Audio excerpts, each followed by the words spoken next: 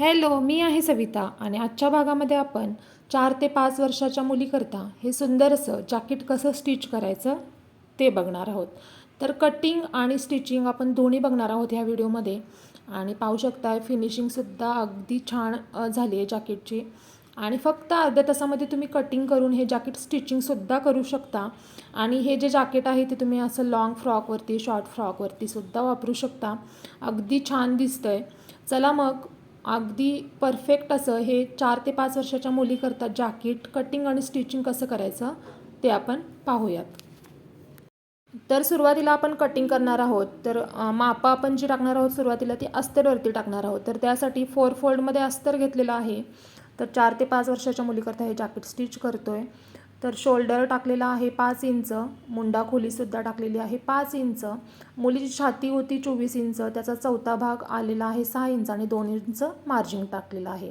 आता आपल्याला जॅकेटची उंची टाकायची आहे. तर तयार उंची 11.5 हवी होती, त्याच्यामध्ये 1.5 इंच मार्जिन पकडलेलं आहे आणि 13 इंचावरती मार्किंग करून स्ट्रेट लाईन ड्रॉ केलेली आहे. इथंसुद्धा 8 इंचावरती मी मार्किंग केलेलं आहे आणि वरती आर्म होल आणि खाली बॉटमचं जे मार्किंग होतं ते जोडून घेतलेलं आहे. 1.5 इंचाचा आकार द्यायचा आहे आर्म होलसाठी. आता हे आपण जे आखून घेतलेलं आहे ते कापड कटिंग करून घ्यायचं आहे. त्याच्यानंतर आता आपण गळ्यासाठी मार्किंग करणार आहोत. तर गळा रुंदी जी आहे ती 1.25 इंच मी टाकलेली आहे आणि पाठीमागच्या गळा खुली ती आहे ती फक्त 1 इंच आपल्याला टाकायची आहे. मागचा गळा जो आहे तो फक्त 1 इंच अशा प्रकारे खाली घ्यायचा आहे आणि गोल आकार देऊन कट करायचा आहे. आता मागचा गळा मी कट केलेला आहे. आता दोन्ही भाग आपल्याला वेगळे करायचे आहेत. आता मागचा भाग काढून मी बाजूला ठेवलेला आहे. त्याच्यानंतर पुढचा जो भाग आहे अस्तरचा त्याच्या खालच्या साईडला असा राऊंड आकार द्यायचा आहे आणि वरच्या साईडनं असं व्ही आकार द्यायचा आहे. हातानंच आपल्याला शक्य होईल तसं द्यायचं आहे. मी काही स्केलचा वापर केलेला नाही, फक्त खालच्या साईडला स्केलच्या ह्यानं मी असा आकार दिलेला आहे आणि असं गोलाकार आकार आपल्याला आखून घ्यायचा आहे. त्याच्यानंतर बॉटलचं एखादं झाकण घ्यायचं आणि अशा प्रकारे गोल आकार आपल्याला आपण जिथून लाईन ड्रॉ केलेली तिथं देऊन घ्यायचे आहेत. आता आपल्याला हे जे आपण आखून घेतले ना गोल ते पूर्ण कट करून घ्यायचे आहेत आणि हे आपल्याला फ्रंट साईडचे दोन्ही भाग मिळालेले आहेत.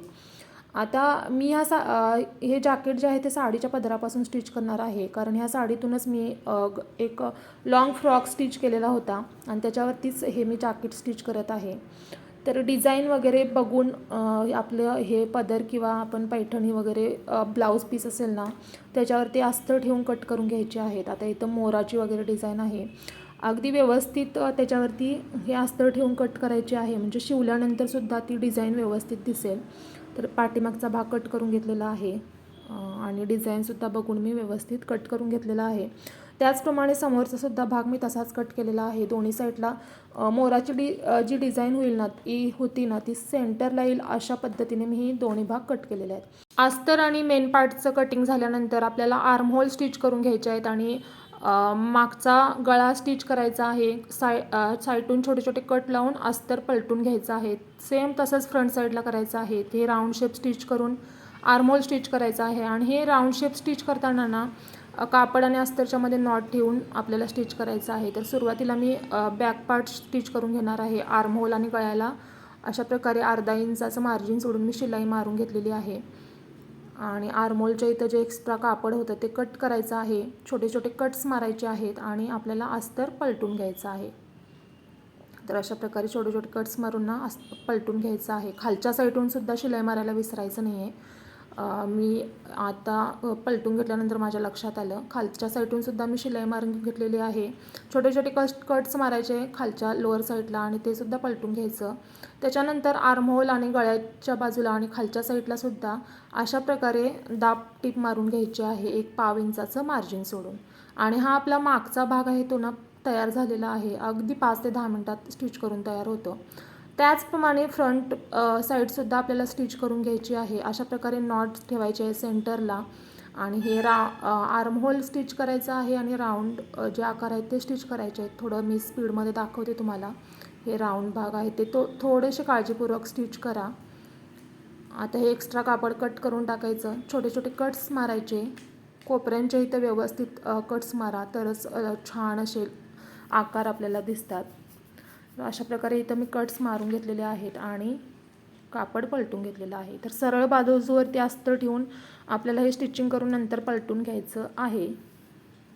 आणि पाहू शकताय छान असे आकार तयार झालेले आहेत आणि जे मोहरा होते ना ते अगदी व्यवस्थित फ्रंट साईडला दिसत आहेत.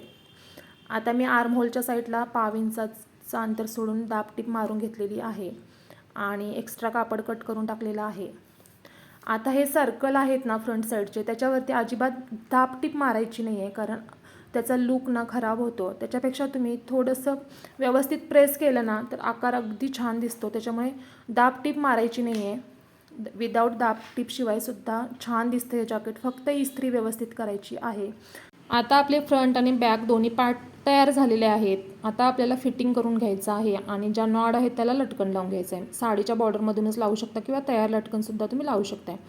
आता फिटिंगसाठी काय करायचं आहे, अशा प्रकारे जॅकेट ठेवून घ्यायचं आहे.